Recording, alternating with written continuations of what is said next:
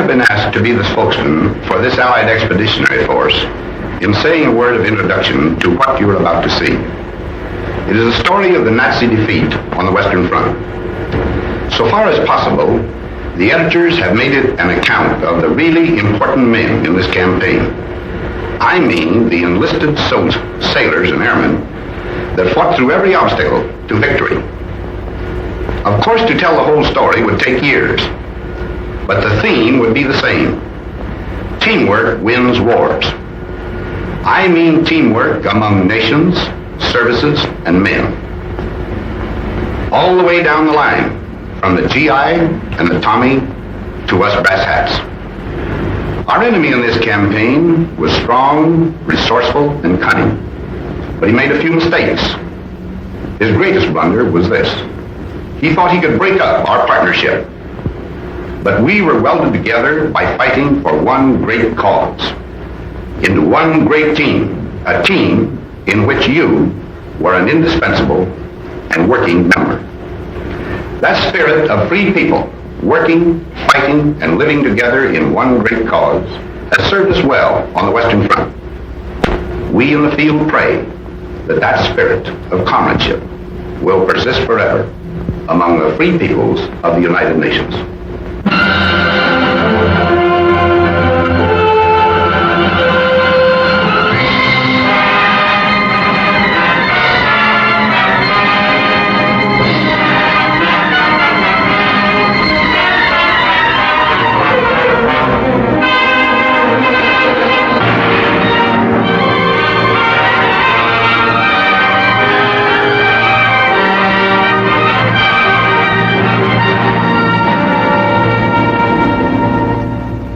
To you who now, living in love and hope, who sense the future in the surrounding air, this testament is offered.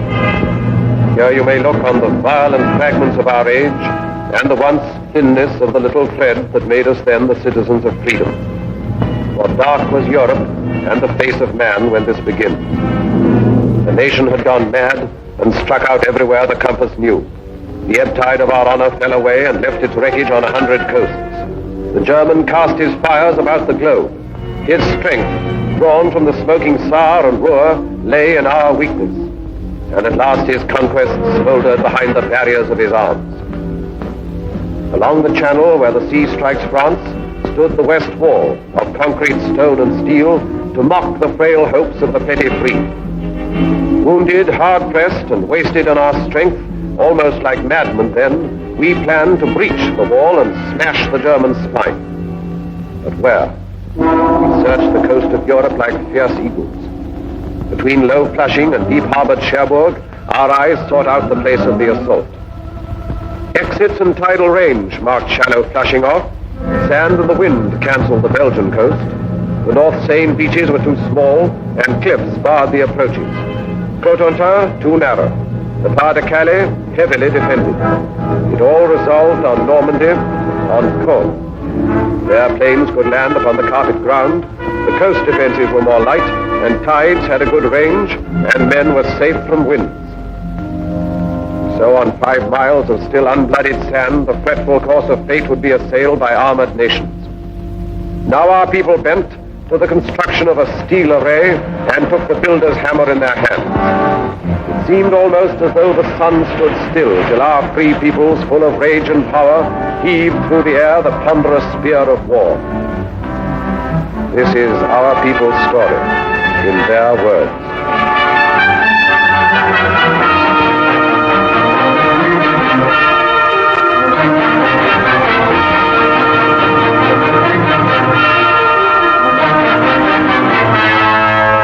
I suppose if the Battle of the North Atlantic hadn't gone right, things might have been considerably different. It was an ugly time for all of us. Merchant ships, naval escort, air patrol. I guess I had my share of bad luck. I lost 3 ships and some good friends.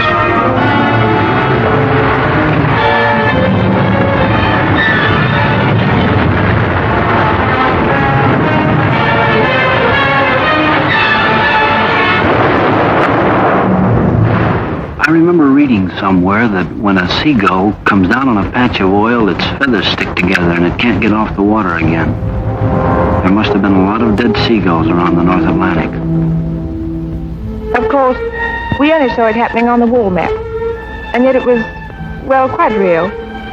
When I started there, those markers we used reminded me of toys out of some children's game. But soon they became U-boats and ships carrying cargoes, food and supplies and weapons and men to use them.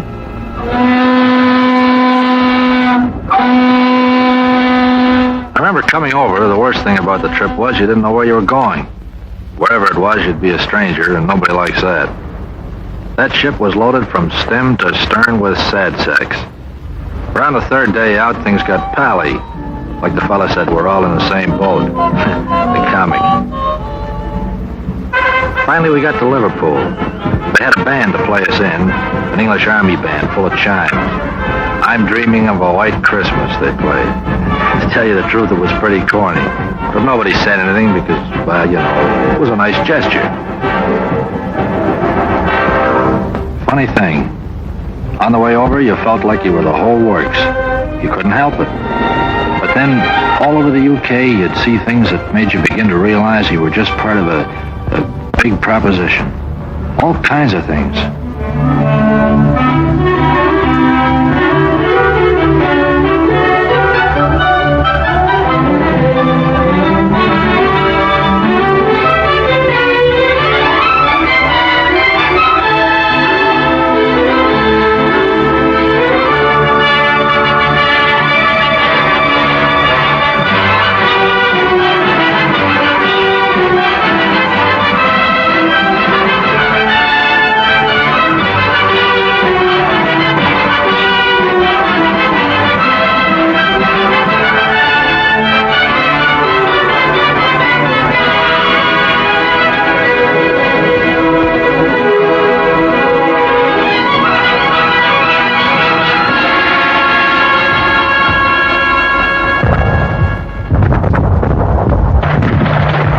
I was a pre-med student at Johns Hopkins in civilian life. Now, I do know a little something about anatomy. And I say it is scientifically impossible for the human body to stand up to the training we receive. An absolute impossibility. Muscles and tendons and bone structure was not designed to withstand that battering. Don't ask me how it happens that we did stand up to it. I don't know. It has no scientific explanation.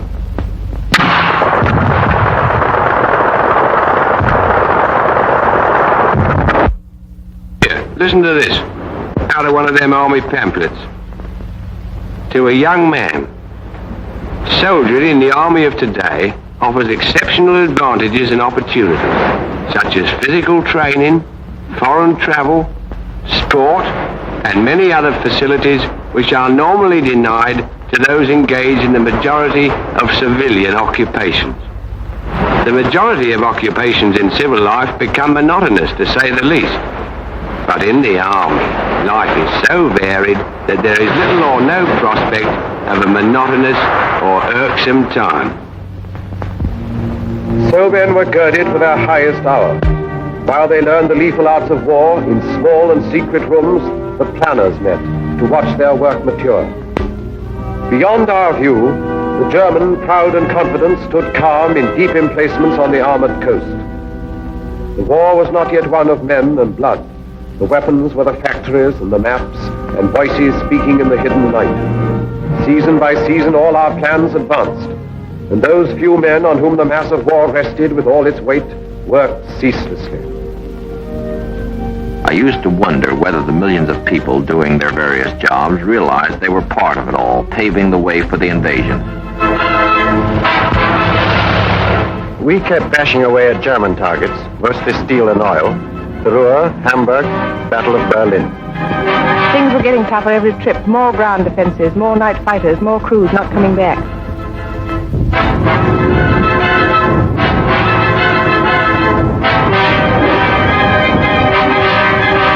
We got away early in the morning. Sometimes we'd see Lancasters coming back. A lot of times we'd stoke up the same targets they did. We beat up aircraft factories, too. It was a D-Luke service, day and night, 24 hours a day. We We dropped agents over France. Must be awful to risk your neck and have to keep it secret. One-man submarines, torpedo boats, commandos. We used them all to bring back cups full of sand from the beaches for analysis. It had to be quick drying with a solid clay foundation. It would have to support 30-ton tanks.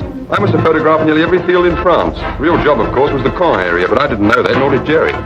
We dropped stuff to the Maquis, arms, ammunition, sabotage materials, and so on. Then went over ourselves and taught them how to use it. We built it to specification, but we hadn't the least idea what kind of a gadget it was. The only name it had was Mulberry. It was vital to know all about the Seine Bay and the tides. And we trained the men to negotiate those tides and landing craft. Wearing down German sea power in preparation for the day. Special study of the weather along the Normandy coast. Miles of wire netting for the beaches. 7,200 tons of petrol per day. With an underwater pipeline to carry it to France. A white star is the emblem of liberation. Triple inoculation for all personnel. New ships pouring from the stocks. Old ships adapted. Listening to the German radio output for fresh intelligence. That was just part of the pre-invasion work. By December 43, the plan itself was set, and we took it to Tehran for final discussion. The three leaders approved the plan. Our Russian forces advancing from the east and invasion from the west. And then the date was set.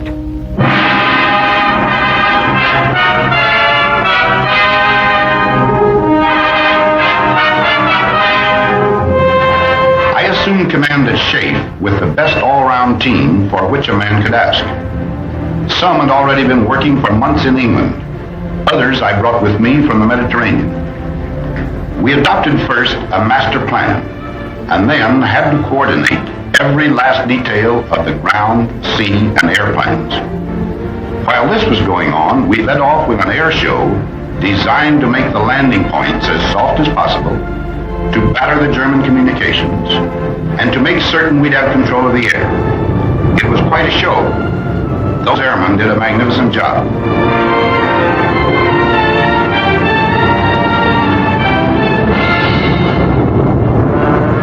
We had Polish, French, Czechs, all sorts in our outfit.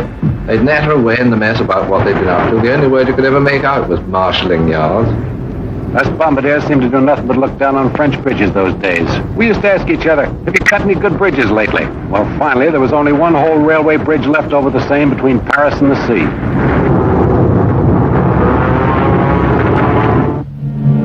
Down in the late spring, through the wounded towns of England, moved the mass made by our patients. 2 precious years of plans were put away. The offices were empty. All the maps were rolled up on the walls. What had been paper at last had come alive. Across the channel, aware of our resolve, with cold contempt, alerted Germans stood beside their guns, and reinforcements rumbled from the Rhine. Their generals were prepared, their might was poised. They looked across the heaving sea and grinned. They would reap harvest of us on the beaches, and even death himself would stand amazed. Yet faint across the groaning of the sea came the thin thunder of a mass of power. Born from the great free peoples of the earth, it gathered in the ancient ports of England to crowd upon the steel-encumbered ships.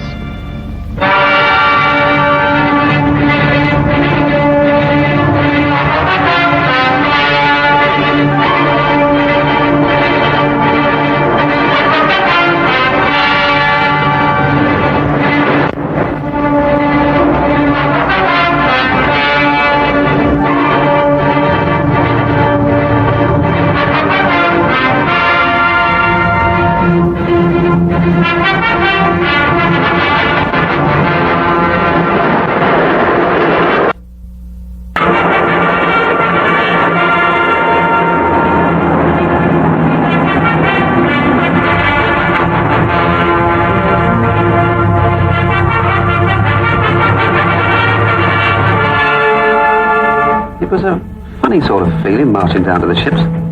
We'd done it plenty of times before, of course, on schemes and that kind of thing. They didn't tell us this was the big show.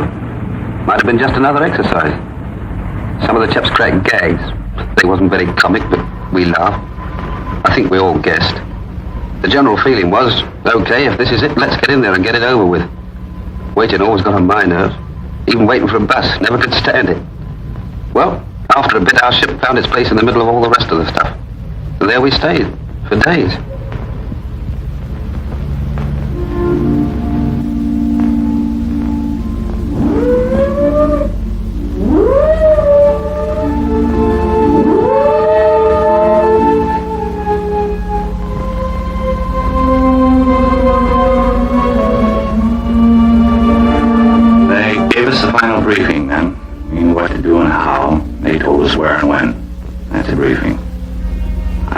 every word. Wrote it down in my head like a record and just kept playing over and over again. Piece of beach in the morning. Ever since I became a soldier, they were getting me ready for this. Before, there'd been time in front of me, protecting me. Now the time had worn away and there were only a few hours left. In the morning, I'd have to face it. I tried to imagine how much fear I would have, to keep me from doing my job. I suppose everybody else was wondering the same thing.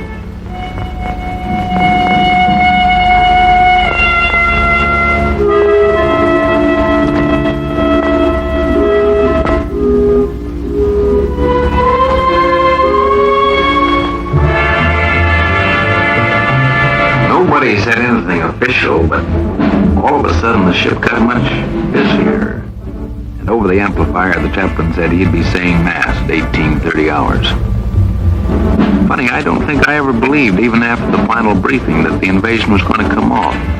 Then a voice in the loudspeaker said, men who wish to take their anti-seasick pills should take the first one now. That did it.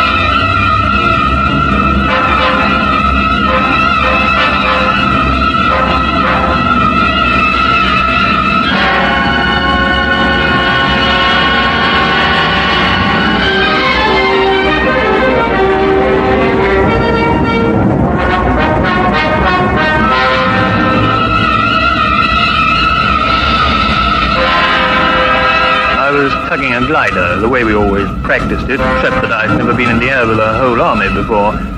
3 airborne divisions, the 6th British and 82nd and 101st American. Just before the glider pilot cast off over the landing zone, I wished her good luck over the radio. It seemed a sort of inadequate thing to say. As Supreme Commander, let me break in at this point to say just a word about the Navy. From the moment of embarkation to that of landing, the full burden fell upon the Navy and our merchant fleets. They had to sweep the mines, bombard the coastal batteries, marshal and protect the transports along the coastline preparatory to landing, and, finally, man the small boats that carried the soldiers to the beach. On that day, there were more than 8,000 ships and landing craft on the shores of Normandy. It was a most intricate task and a vital one for the success of our plans. The courage, fidelity, and skill of the Royal and American Navies have no brighter page in their histories than that of June 6, 1944.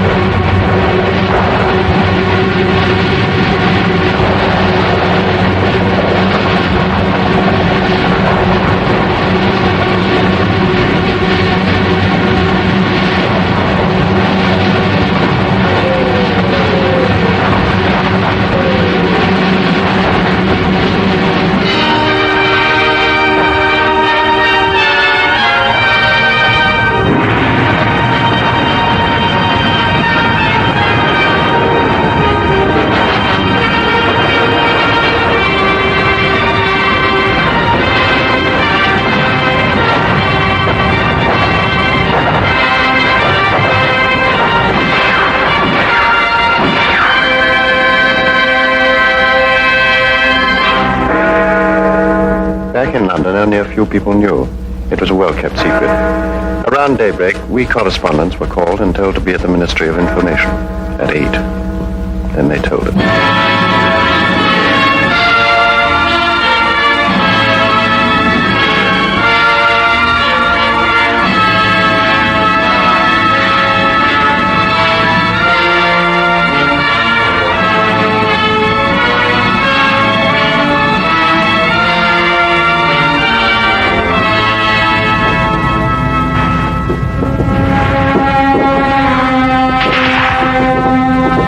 Called our beach Omaha. Don't ask me why. I've never been to Omaha, the one in Nebraska, I mean. If it's anything like Omaha, France, you can have it. I understand Omaha was the roughest spot. We lost some good men, took a few prisoners. It was a lousy trade. We've been told what to expect, so it wasn't like a surprise or anything. It just, well, when it really happens, it's different. For a while there, we were pinned down, but a lucky thing, the other beaches were going better, so we got a little more than our share of the old teamwork. Navy come in, the air guys, and finally we got moving good. Now you hear a lot about how long it takes to make battle-hardened soldiers out of green troops. Listen, I got to be a veteran in one day. That day. So they paved the beaches with their blood and lurched across the dunes and reached the roads. The German parried fiercely. In the depths of rich green pastured Normandy, the 3 airborne divisions, first of all to land, fought lion-like against most grievous odds. And loud across the cratered face of France came German reinforcements. From Berlin, a voice cried out the Allies must be hurled into the sea before another day had burned its hole in history. Locked in battle, the armies clashed. Our first objective, then, was to merge all the beachheads into one, and 50 miles of men drive on together beyond the red sands through the broken wall.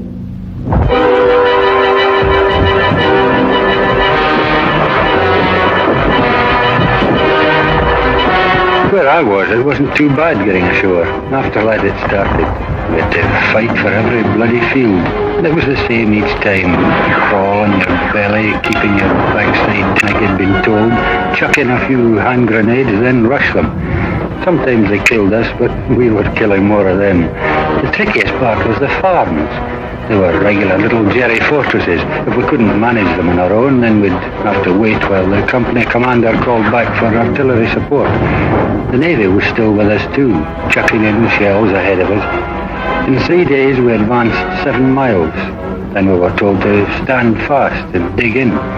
Next morning we had the news. We got it from the BBC. It sounded great.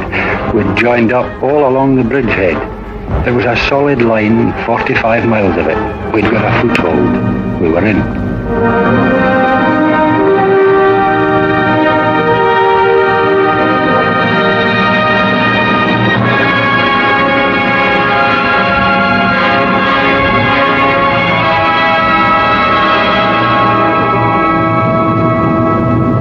We didn't have to do much navigating to get there. You just followed the convoys. I was doing close support. We waited around, and then the ground troops would whistle us out and told us about some hard target they wanted removed, and then in we go. We were like taxis on a cab ring.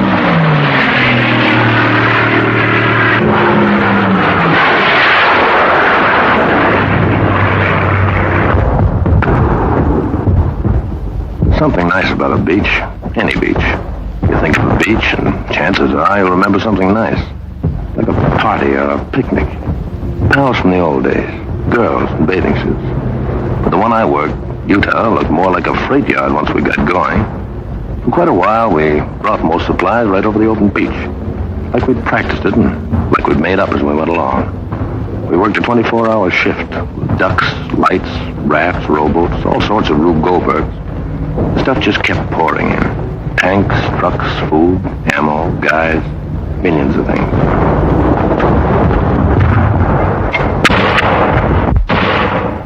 We didn't think we'd spend 15 days in the same field outside Caen, with the wood behind us and the Germans in another wood half a mile in front of us, and a little empty valley in between.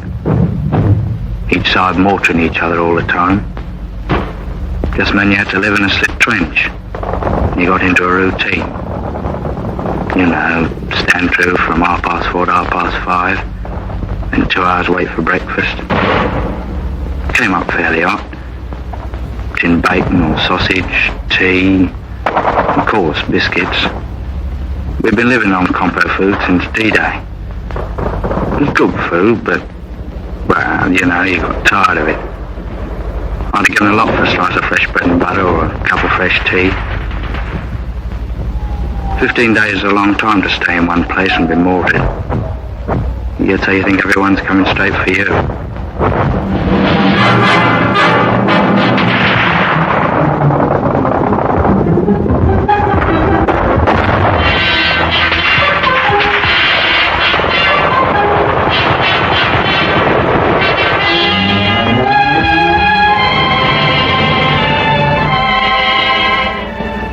I can remember every case we ever had, especially the first one. The ambulance brought him in late one afternoon. I came over to where he was lying, and he looked up and grinned. I asked him how he felt. He said something about the German with a machine pistol using him for a dartboard. He was quiet and patient and a little bewildered. He'd never been hurt before. He asked how the fighting was going, and he passed out. The doctor came over and looked at his wounds and then swore. Said he had no business to be alive. We put him on the operating table and did what we could. The doctor kept swearing all the time he was operating. We couldn't stop the bleeding.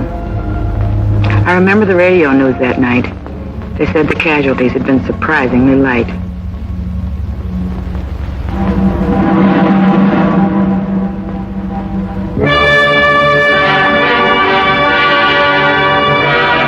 They said the whole thing was dear old Winston's idea.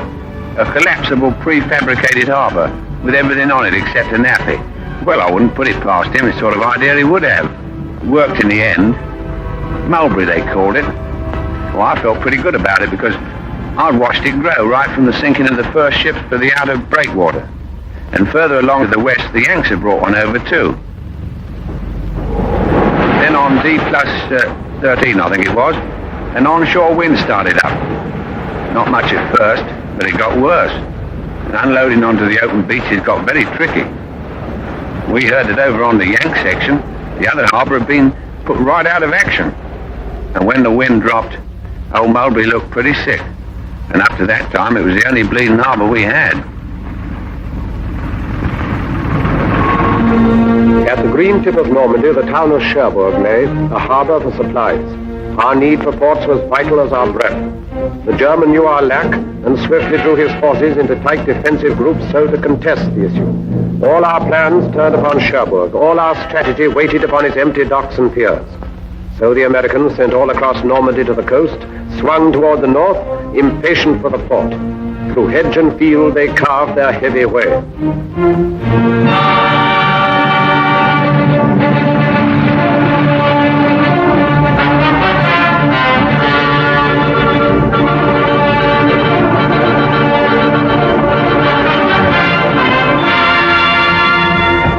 Remember back now when it seems like we took Cherbourg a couple of days after we hit the beach. Actually, it took 19 days to cover 30 miles. 30 miles and about 92,000 hedgerows, and a battle at every hedgerow. Otherwise, it was nice country, like Connecticut. Pretty trees and orchards, lots of cows, and nice little farmhouses. The apples were too green to eat, I remember. We hit it off fine with the people. Farmers, nice people. It got tougher when we pulled up on the outskirts of Cherbourg. They had great defenses. Then the artillery really carried the ball. For 3 days we sucked it to them. Sometimes we were pouring in at point-blank range over open sights. Finally, old von Schlieben, the German commander, tossed in the sponge. That's after telling his men to fight to the death. We took Cherbourg on June 25th. Everything was rosy except the harbor we come from. The Jerrys had really smeared that harbor. But right away our guys went to work cleaning it up. And the way they tore into it, you could see that pretty soon it'd be waiting for us fine. Then, well, we fought our way up the peninsula. Now we'd have to fight our way out of it.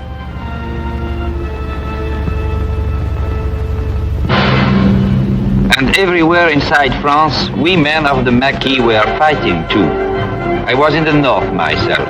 We cut telephone and telegraph and high-tension lines, and eventually, when the Allies landed, we fought in the open.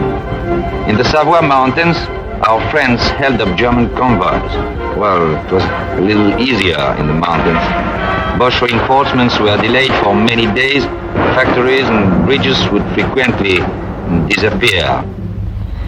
But the price we paid for it was frightful. In the village of Oradour alone, the Germans slaughtered 1,100 out of the 1,200 population, and the place was completely burned.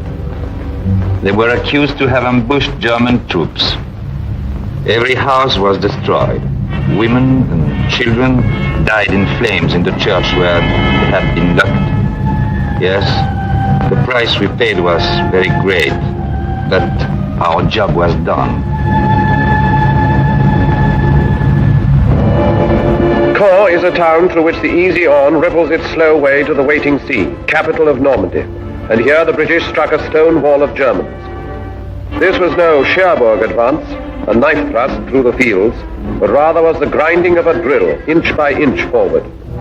Here it was the German feared a quick breakthrough to the River Seine, and here it was he massed his army's best, 10 of the 12 divisions of his armor, paratroops, SS men, the young, the cruel, against the veterans of Alamein.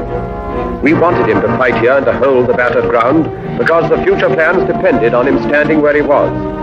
At Caen, the dust was diamonds. Every foot of ground was priceless, for by mid-most summer, Caen was to be the pivot of the war.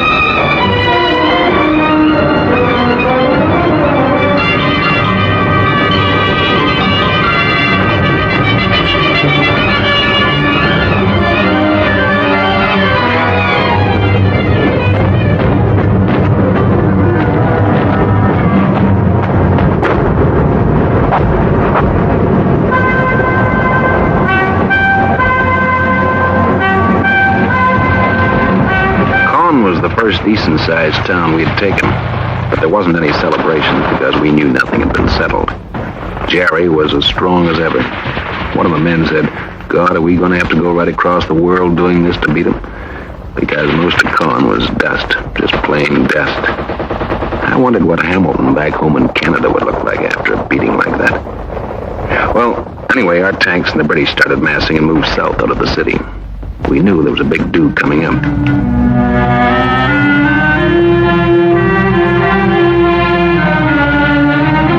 Show for us began south of Caen, where the Poles joined up with us. When we began moving forward, I heard a lot of the lads say Rommel's on the run. But I'd been at Alamein, I knew he wasn't on the run. And they was right. There was nothing lovely about the battle south of Caen. No pincer movements, no outflanking, no nothing like that. Just an hard, bitter, bloody slogging match. We had to stay there and give as good as we got, even if we couldn't give better.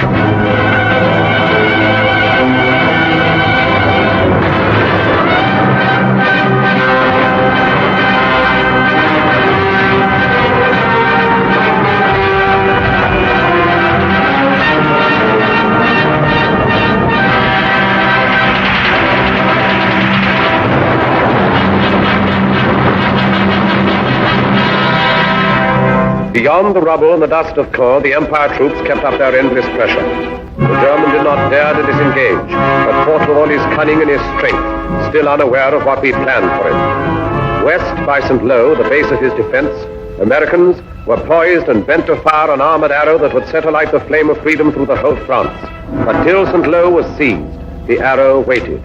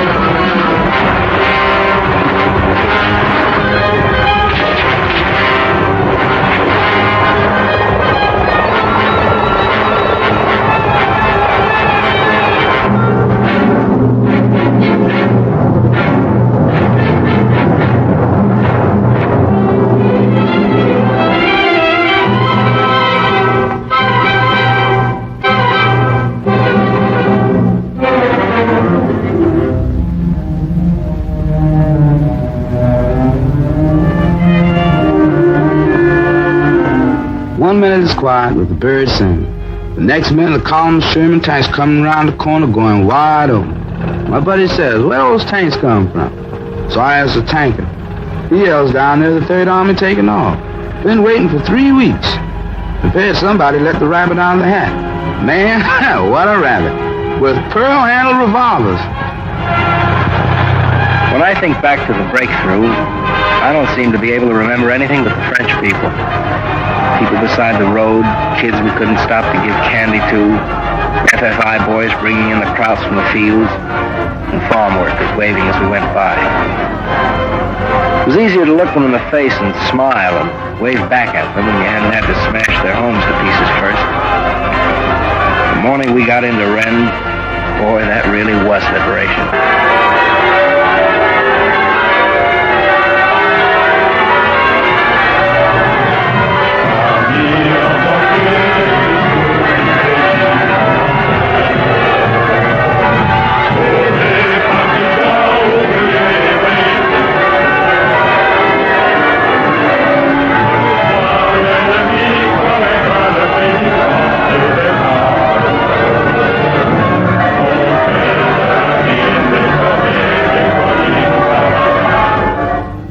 Rennes, American armor planned to drive east and northeast, and thus surround and take the German corps divisions in the rear.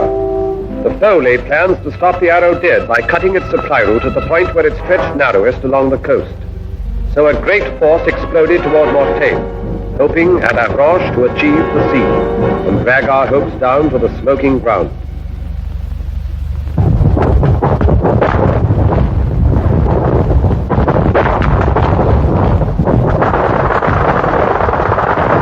There's a lot of places I'd rather talk about than Mortagne. That's where I got hit. We've been going great up to there. Some of the guys had even been singing, harmonizing. And then that first German artillery caught us. Pretty accurate, too. An hour later, I was short 18 men. Well, we holed in and we hit back with everything we had. They weren't just trying to stop us, see? They wanted to come right through. And then me. I get a belt in the face left side and I keeled. The last thing I remember is looking up and seeing those RAF Typhoons. When I heard them screaming up ahead, I thought, geez, I'm glad they're on our side.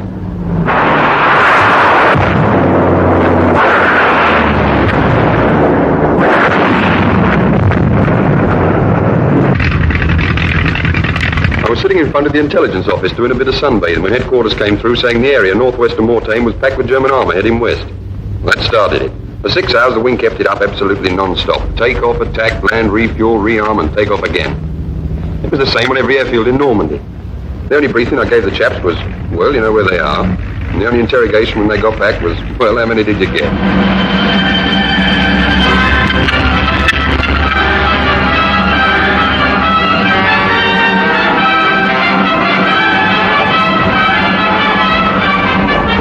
3 days it lasted. Every kind of soldier was in there and every weapon. For me, it was just eating and smoking and loading at 105. No sleeping. Then things quieted down and the word came back. We stopped them cold. Everybody felt like celebrating, but that was a tough order out there.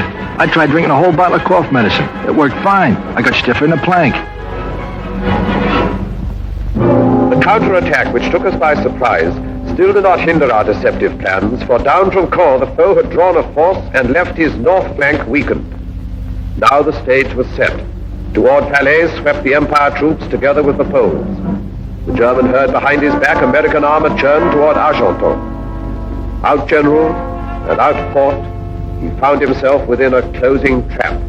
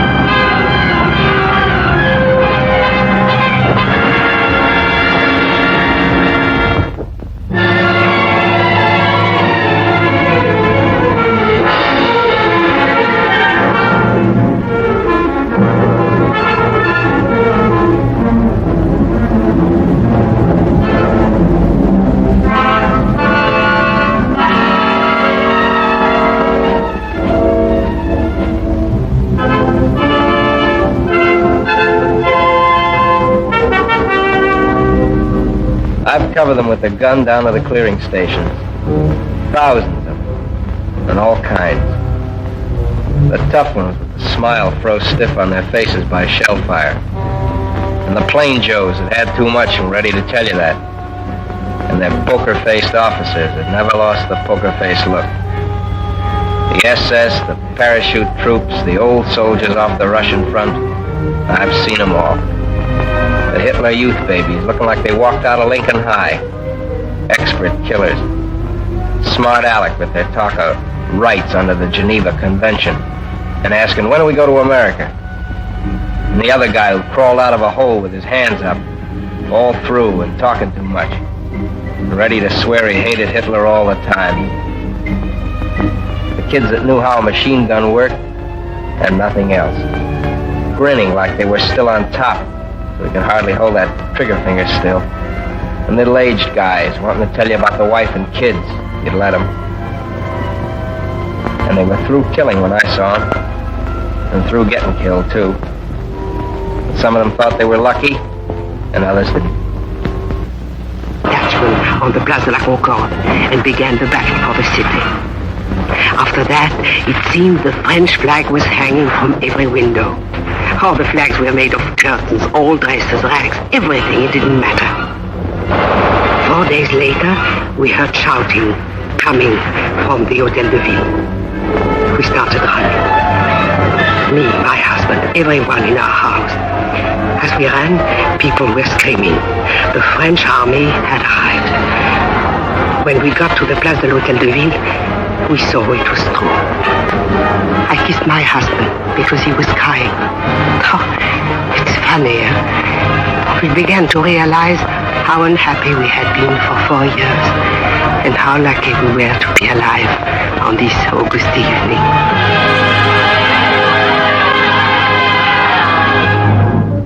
The great pursuit was on. At last the Battle of France was ending, when all suddenly another D-Day stunned the shaken foe. 2 armies struck, American and French, along the broad-beached southern coast of France. Then north, the 2 new armies rolled like waves to join the forces moving on the right. Beyond the Seine, where from 100 sites the Germans launched their flying bombs and brought death and destruction on the English towns, our valiant armies went about the task long since assigned them. Toward the Reich frontiers, Americans advanced. Against the ports hugging the Channel, garrisoned in force by desperate foes, Canadians were sent. And in a thunderous sweep, the British armor surged toward a waiting Brussels.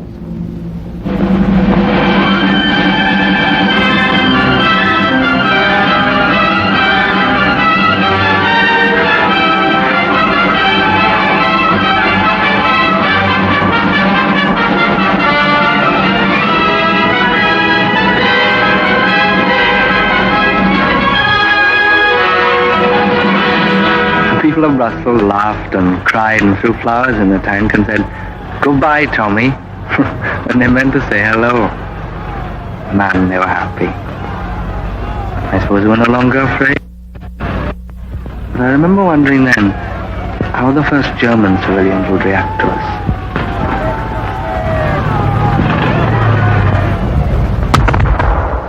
I remember one day we were coming across a big flat field. Didn't look like nothing special. I hopped a barbed wire fence and a guy says to me, "Guess what?" So I says, "What?" So he says, "You're in Germany. There's a sign over there says." Then like a dope I thought, well, it won't be long now. I want to quit over the fall of Paris and pin Bob on Brussels. And I had a fiver on it being over by October the 1st. I remember the point system for getting out of the Army came out about this time. I began to think of that great chalk-striped double-breasted suit in the mothball. I was in the 7th Army coming up from the south of France. One day a lieutenant said, "Take a ride with me. I got some prisoners for you to guard." "How many?" I says. "About 20,000, he said. A whole German division had surrendered." We Canadians were advancing in the north, and one day we came across a thing I'd never seen before. I guess it's a flying bomb site, the officer says. Well, that really made me feel good. The prisoner told us the newest Jerry gag. If an aircraft shows up white, it's American. If it shows up dark, it's British. And if it never shows up, it's the Luftwaffe. Every time they sent me along to set up a forward switchboard and I got my earphones on, I found out that the rear switchboard had leapfrogged 5 miles ahead. I wrote to the old man in St. Louis. He owns a men's store. I told him he'd better cut prices on GI neckties and socks if he didn't want to be stuck with a lot of military apparel. Someone asked the sergeant major what he thought the chances were for a spot of leave. Don't you worry about leave, lad, he says. We've got the Japs to finish yet. Regular soldier, of course. Keen. It was a terrific feeling crossing the German border. We were sure nothing could stop us.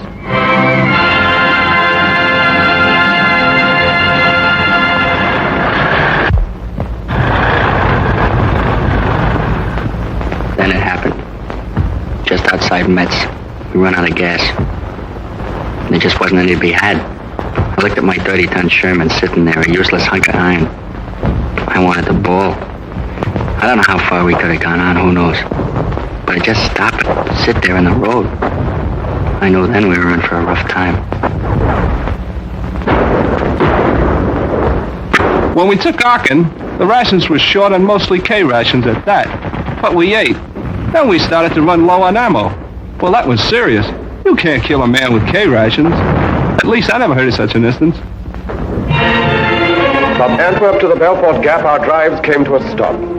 We could not then proceed until we had a port through which supplies could reach our armies. Crouched beside the quays, the German suicide garrisons held the port so sorely needed. When the German port strategy became apparent, we had to move swiftly to counteract his plan. We captured Cherbourg in a mighty rush, but he hung on to other harbors, and when he couldn't do that, he destroyed them. That was the story of Brest, where American ground, air, and naval forces fought such a long, bitter battle. In Brittany, where we were joined by French resistance forces. At the channel ports of Calais, won by the Canadians. Le Havre, captured by the British. Dieppe and Boulogne, Canadians. And Dunkirk, besieged by the Czechs. It takes a lot of freight per day, per man, to keep an army fighting in the field. The fellows I charged with getting it to the front had a tough nut to crack. We just didn't have enough working ports, that's all. Supplies suffered. Our offensive was slowed, and the German was gaining time to consolidate a new defense line. When our supplies petered out, we'd just reached the Siegfried line. That's as far as we got. We went through the first part easy, Dragon's Teeth and stuff like that. Then we hit the pillboxes, forts, obstacles, hidden positions. It was like going into one of those joints in Coney Island where you get lost. But instead of mirrors, they had guns. With supplies, maybe we could have cracked it then. Maybe not. I don't know. Frontal assault upon the Siegfried line was for the moment fatal. There, encased in trench and pillbox, lurked the German power. A hydra 100-headed, still unslain. And all the cunning of 1,000 years of war had gone to mold its walls of steel. Yet every line must somewhere have an end. In southeast Holland, nothing lay between the British Army and the German plain except 2 rivers and a town. And so we made our plans. To send an airborne army down to seize Eindhoven and the bridges at Nijmegen and Arnhem. Then to hold them for the force that would sweep up like thunder from the south. Thus, where no line existed, would the Rhine at last be crossed in force. I was to jump last at Arnhem, so I sat right forward by the window. I could see nothing but blue skies and Dakotas with the fighters up topside like midges. One of the boys was reading a newspaper. He showed me a funny piece in it. I couldn't laugh. The coast of Holland came along before I was ready for it. Someone yelled, "Running up now," and he got to action stations. I remember thinking, what a bloody bit of bad luck to be bumped off now when the war's nearly over.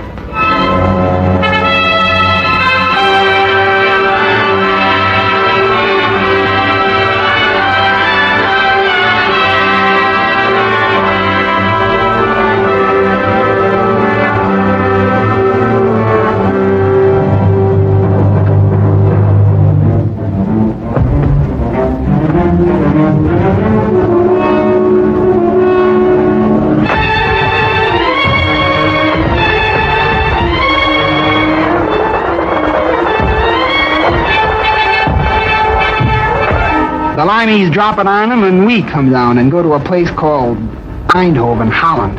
She goes good. We get right, dig in, set up a defense perimeter and wait for the British Army to come up. Then we join them and head out for Nijmegen. The bridge at Nijmegen hardly had a mark on it. We crossed the river and started out for Arnhem, but we didn't get far. The Hun knew as well as we did that we'd got to get through, and he put in everything he'd got. That was the worst I ever struck. Knowing our men were there waiting at Arnhem, and we couldn't get to them. At Arnhem, we got ourselves well dug in, us and some of the posts. We were short of ammo and food. That was our main worry.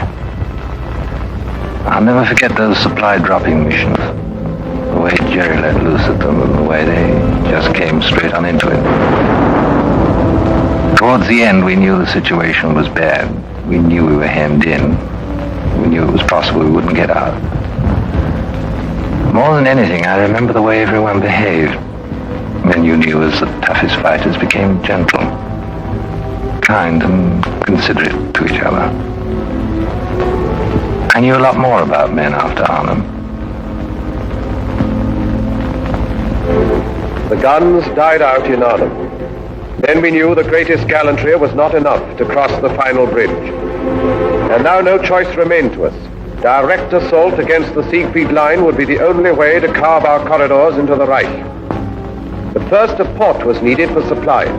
Antwerp we had, but thundering German guns controlled the 30 cold miles of the Scheldt from Antwerp to the sea.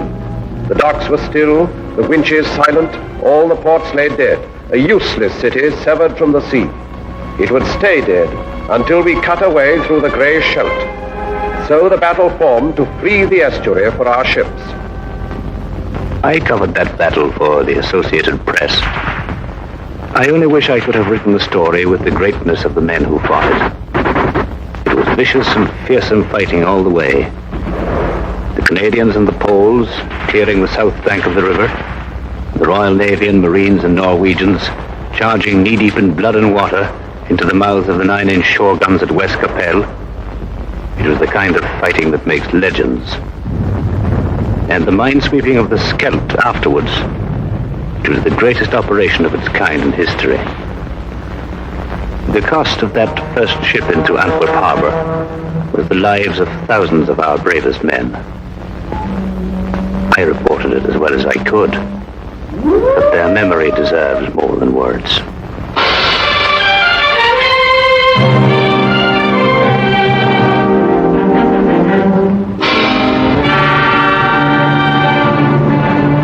I was hauling on the first convoy out of Antwerp.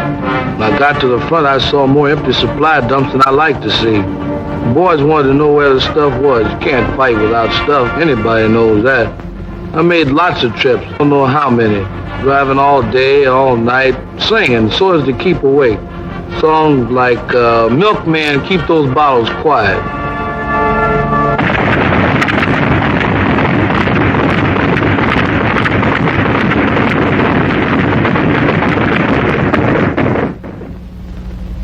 My job was to see to it that they had a new toothbrush and a cot, maybe a book to read when they came over from the east bank to the west bank of the Moselle for a little rest.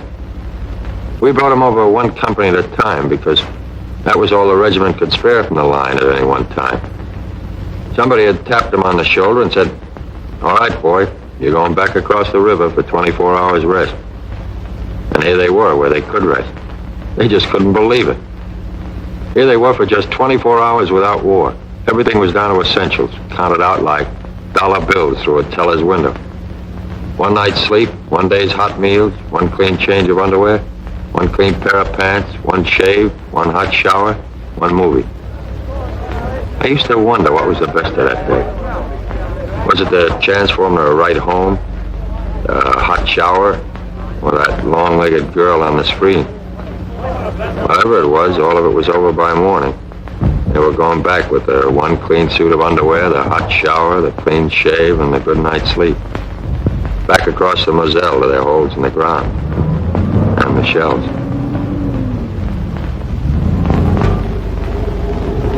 By that time, we knew we were going to see a winter campaign. There was no way out of it. The Germans were dug in and they were tough. And it was plain that until we got a lot stronger, we weren't going anyplace. The squadron was operating whenever it could. There wasn't a lot of flying. We were iced up and fed up. Suppose you're having a swell time in Paris, my cousin wrote me. With all that perfume and silk stockings and that champagne. They called our end of the line south. We were in the Vosges Mountains with the American 7th Army. But it was very little warmth in this south. I recalled with pleasure the Mediterranean where we had landed in August. But memories do not keep one warm. Before I joined the army, I'd have thought it was certain death to dig a hole in my back garden and live in it for the winter, but that's what we did. The sergeant said, well, squirrels do it every year. Yes, I thought, but they don't man machine guns as well. There was no heating in our Brussels office. I put on so much under my uniform, they called me the bundle from Britain. I never smoked before, but pretty soon I found myself smoking as high as a pack a day. I worried about that old law of percentages. My company was melting away. You'd look up one day and be fighting alongside a stranger. It was a lonesome feeling. Our hunk of the line was the Ardennes. Pretty quiet. A lot of outfits had gone up north. Started a million latrinograms about the where and when of our offensive.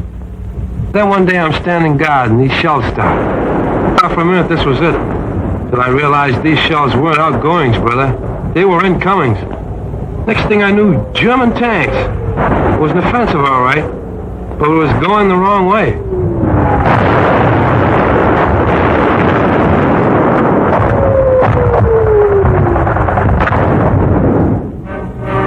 The offensive we were mounting to the north was suddenly forestalled and set aside, as through the rugged, thinly held Ardennes von Rundstedt's truck. He cut a fiery path through the American lines and sent his tanks desperately driving toward the River Meuse. The night of fog and pale December frost saw the beginning, none foresaw the end. He aimed for Antwerp's harbor through Liège, and all our plans held fire while we bent our strength to curb the Germans in the Bulge.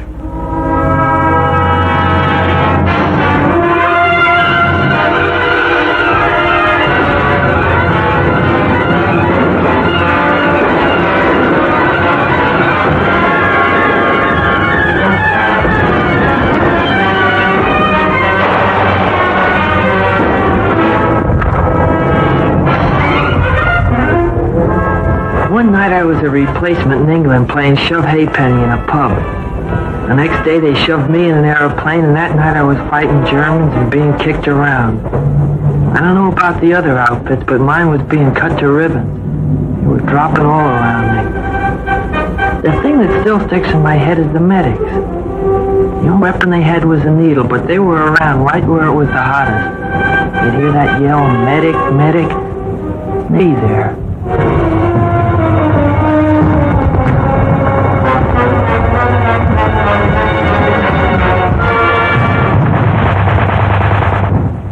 Our whole division got a presidential citation for what happened up at Bastogne. Even me, just a cook. I'll never forget that old lieutenant running into the field kitchen and hollering at me if I had any idea how to operate a bazooka.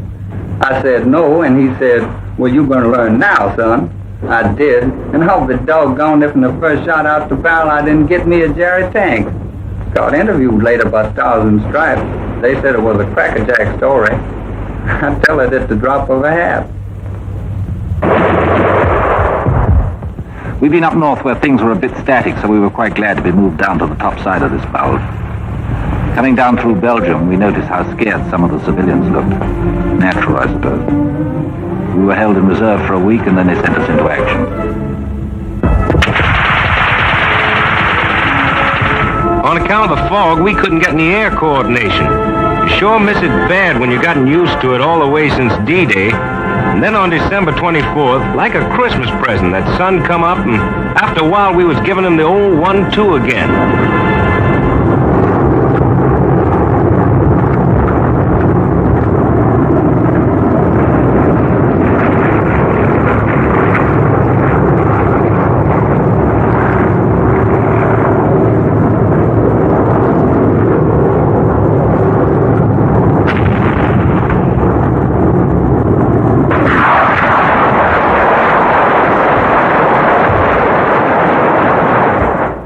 We stopped them dead, finally. It cost us plenty of men, but we stopped them.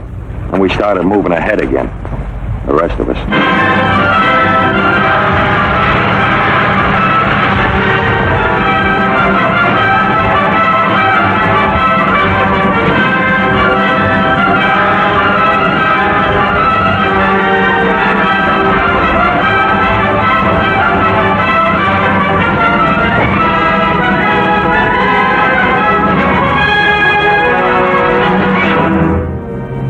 did reel back on a recoiling spring. His great attempt was over, and his armies that had devoured such a wealth of blood sagged sodden towards the Rhine. At Yalta then, while dire explosions shook the German fronts, the three great architects of freedom met to fix the final blow and plot the peace. And even as they met, we moved to act upon our strategy. We wished the foe to stand and fight upon the western bank of the Grey Rhine, for there we could destroy him, outside his fortress, open, unprotected by any bridgeless river. Down we cast the gauntlet, challenging him, stand and fight.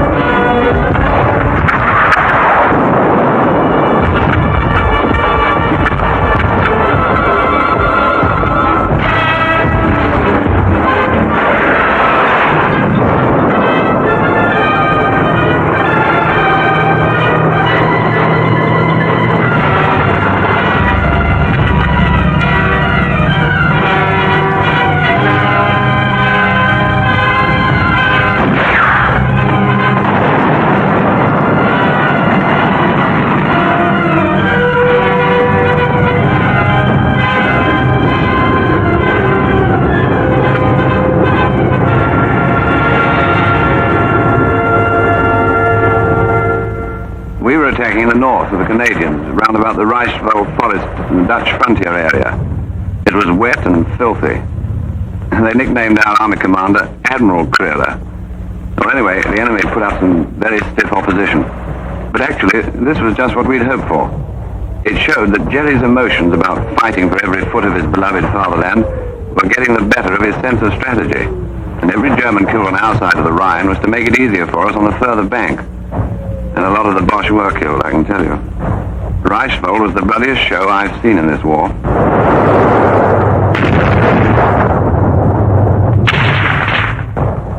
It was one of the push. The captain told me 8 divisions. He usually knows. He follows things like that. I was with the outfit that took Mönchengladbach, I think you say it. There weren't many civilians in the streets, and even the ones that were there we weren't supposed to talk to unless we had to. There was a $65 rap for fraternization. I wonder how they happened to figure out that number. I mean, why 65? We could see the Cologne Cathedral a long time before we got there. That tower was our objective. It was on the Rhine River.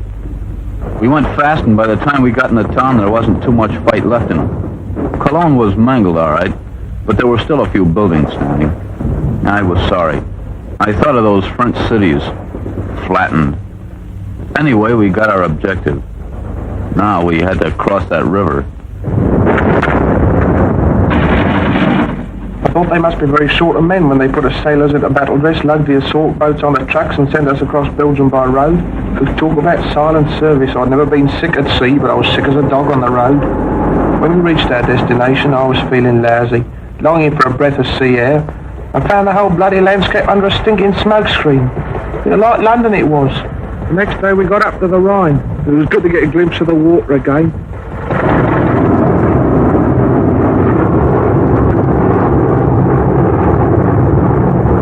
Our Air Force is giving the old lumps on the east bank of the Rhine, but I was still nervous. The Germans had blown the bridges, and we knew the crossing would be amphib.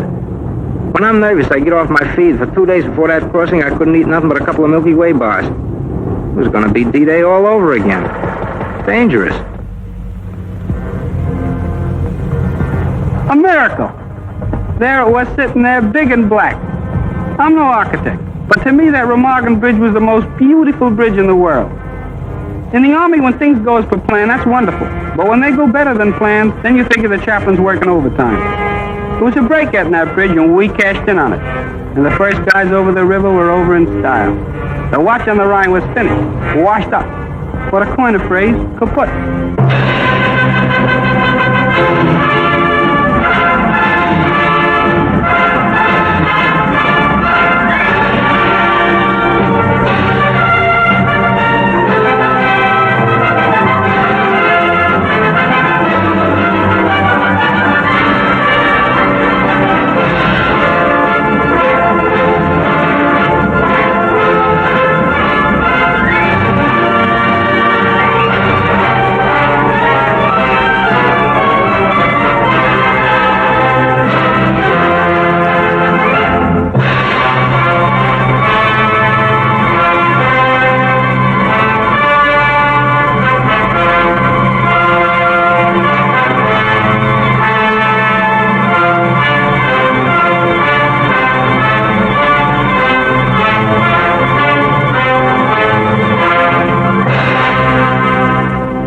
We got across okay and everything was going fine. But suddenly I gets detailed to guard some German prisoners.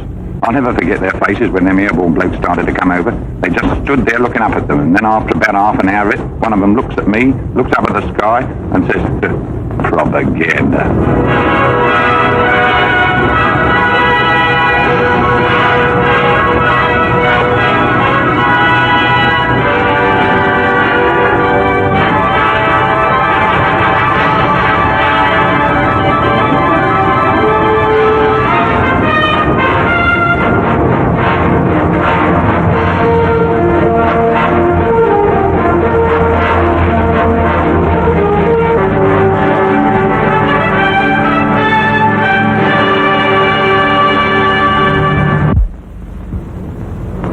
Pocket was the first big objective across the Rhine.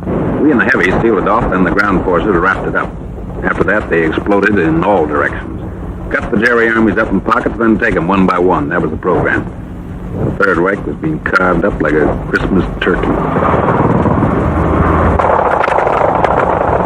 Chasing the Boche was getting a little bit monotonous. We hardly ever saw him, only burning houses, a few shells, and occasional sniper's rifle shot.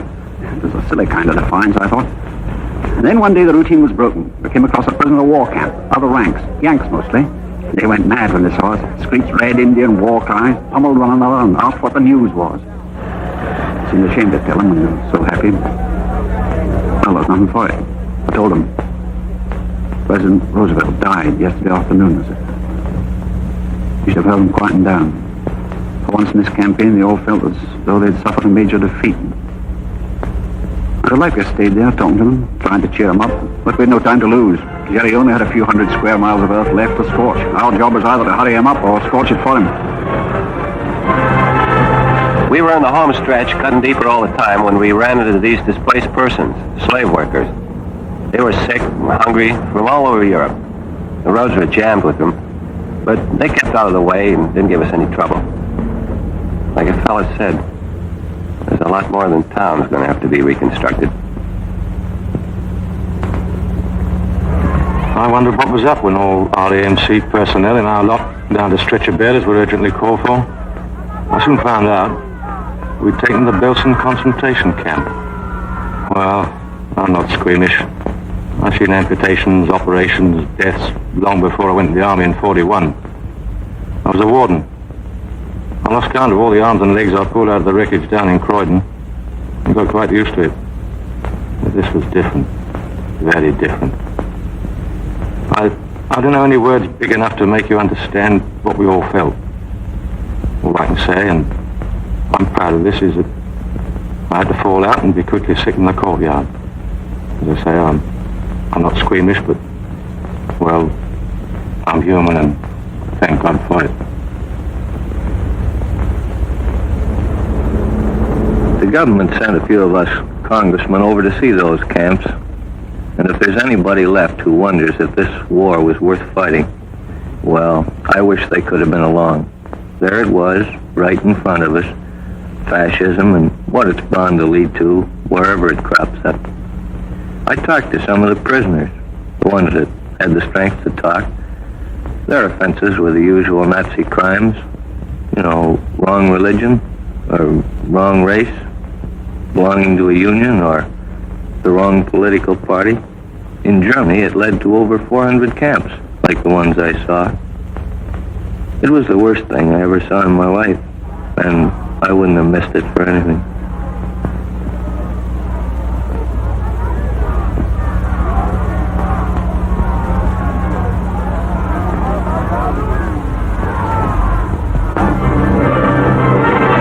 When an army gets to moving in a hurry, that's where air transport comes in. We'd been flying in the stuff along with the British Transport Command since D-Day. And towards the end, they seemed to be moving faster on the ground than we were in the air. As pocket after pocket of the foe fell, our hopes rose higher than the soaring flames that marked the broken towns of Germany. In Italy, 1 million prisoners came in, as with a single sudden blow, the German power was smashed. Then our tanks drove through the southern mountains, where the foe had hoped to make his furious final stand. The Russians took Berlin and cut the heart from Hitler's empire. and he himself who planned to rule the earth from pole to pole vanished like smoke among the falling walls. Upon the green banks of the River Elbe, we waited for the east and west to meet.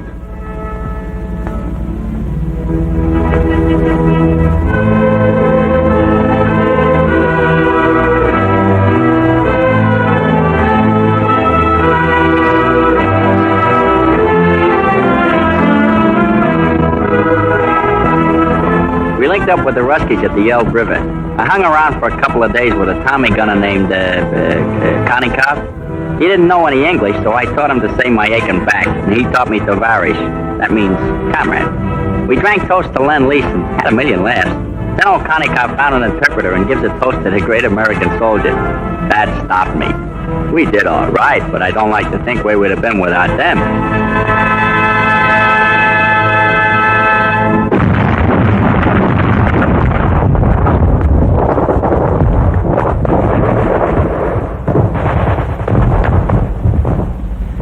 We were going towards the Danish frontier.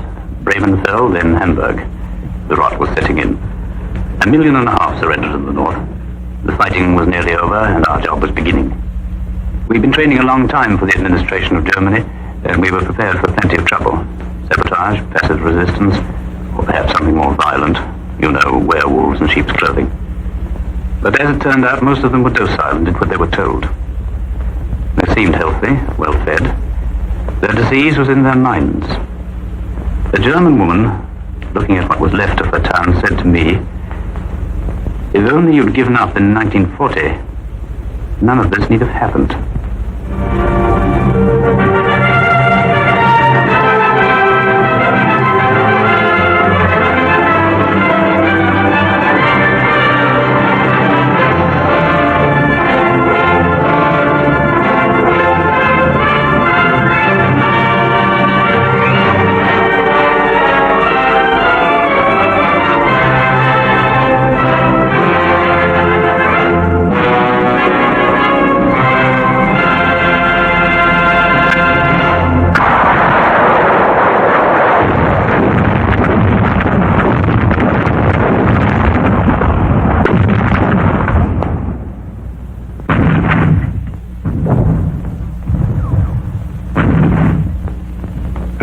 After midnight, May the 9th, 1945, the guns stopped.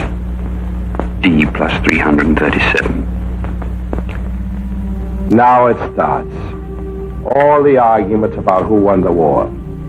Well, here's what I say. That no country on earth could have won it alone. So what does that mean? That anybody who wants to take a bow by himself is not only boasting, but nuts.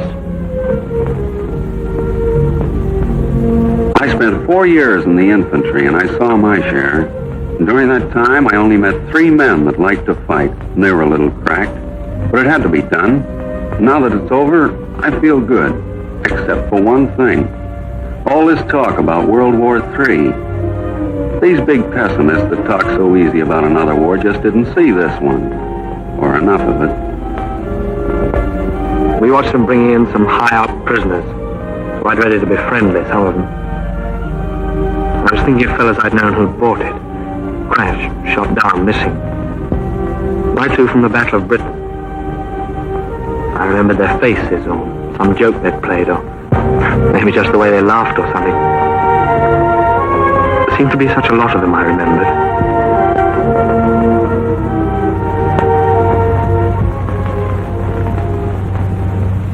To the victor belongs the spoils. That's what they say. Well, what are the spoils? Only this. A chance to build a free world, better than before. Maybe the last chance. Remember that.